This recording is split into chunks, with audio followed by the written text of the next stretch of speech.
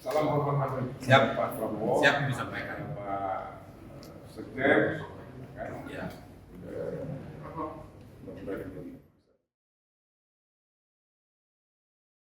Syederalun Ketua DPD 1 Partai Golkar Aceh, Teguh Muhammad Nurlif, resmi mendaftar ke Partai Gerindra Aceh pada Senin 27 Mei 2024.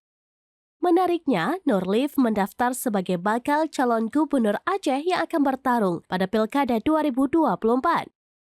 Saat ini, Nurlif menjadi satu-satunya ketua partai politik yang mendaftar sebagai bacagub ke Partai Besutan Prabowo Subianto. Dengan mendaftarnya TM Nurlif sebagai bacagub, tak menutup kemungkinan Golkar dan Gerindra akan membentuk poros baru menyusung satu paket cagup dan cawagup pada Pilgub Aceh mendatang. Nurlif mengatakan setelah melalui proses komunikasi, Gerindra dan Golkar ternyata punya frekuensi berpikir yang sama.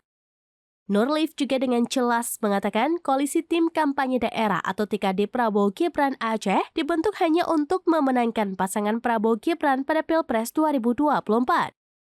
TKD Prabowo Gibran tersebut tidak berlanjut untuk pemenangan Mualim pada Pilkada mendatang. Selain itu, koalisi itu juga sebagai wadah bagi partai-partai koalisi untuk memikirkan arah pembangunan Aceh ke depan meskipun ia tidak menyebut terkait Pilkada. Namun Nurlif menegaskan bahwa Golkar akan ambil bagian pada Pilkada mendatang. Kenapa?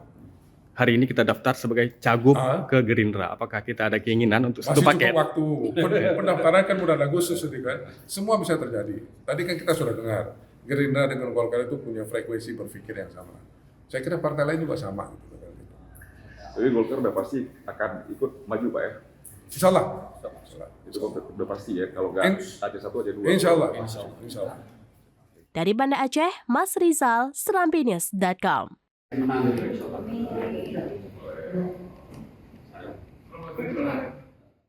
Download Tribun X sekarang, menghadirkan lokal menjadi Indonesia.